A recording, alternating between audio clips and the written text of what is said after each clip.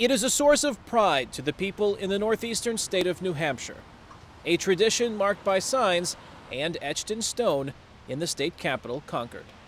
But when William Gardner ran for New Hampshire's Secretary of State in 1976, the state's presidential primary election could hardly be described as a political milestone. Well, New Hampshire's had the first in the nation primary since 1920, and for the first half a century, it was not a national or internationally significant event. It was during Gardner's second year in office, 1977, when lawmakers passed legislation making the state primary election the first in the nation. Gardner describes New Hampshire's now famous political winter tradition as an important part of the American dream. It gives, first of all, an average person the opportunity to have a chance to be president. It keeps the American dream alive, that any person's son or daughter can someday grow up to be president, because you don't have to be the most famous or have the longest purse strings to be able to win here.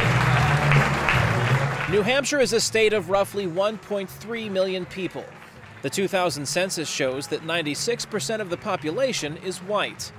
A majority of voters in the state now call themselves independent, as opposed to Republican or Democrat.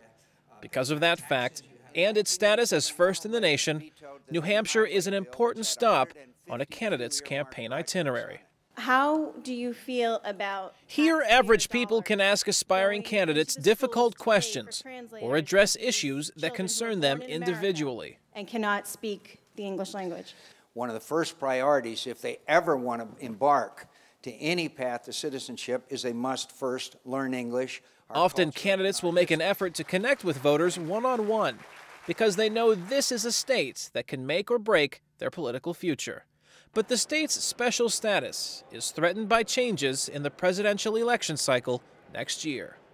For the 2008 election, at least 10 states have already scheduled compressed primaries for February 5th, a date known as Super Tuesday. That number could grow to 25 as other states pass legislation in the coming months.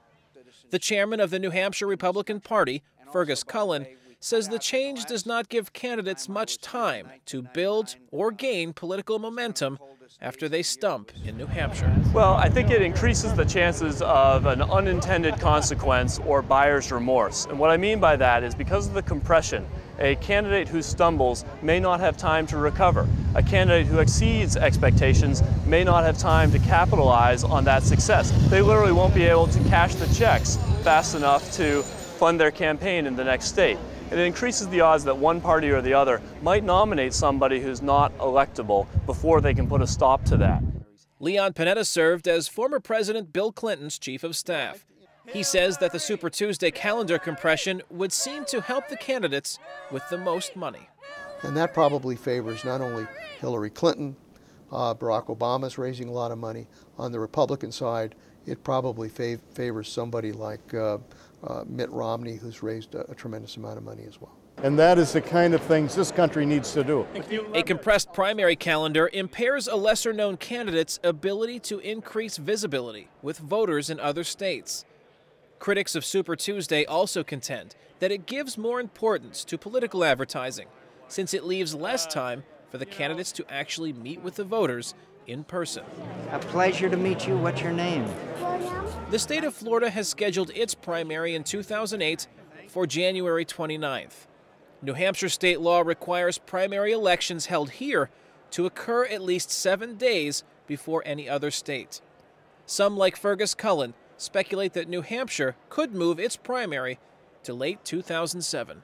I suspect it'll probably be earlier than people generally think it is. I also expect that we'll have sort of a British-style snap election, where the Secretary of State will say it's going to be 4 weeks from tomorrow, it's going to be 6 weeks from tomorrow, maybe less.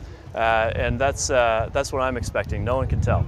The person who can tell isn't saying much about his plans this year. Sometime this coming fall is most likely when the date will be set.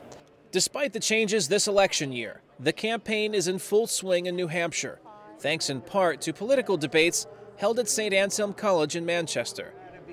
Off campus, handshakes and town hall meetings ushered in the latest round of campaigning in a state that hopes to keep its relevance and its source of pride intact for 2008 and beyond.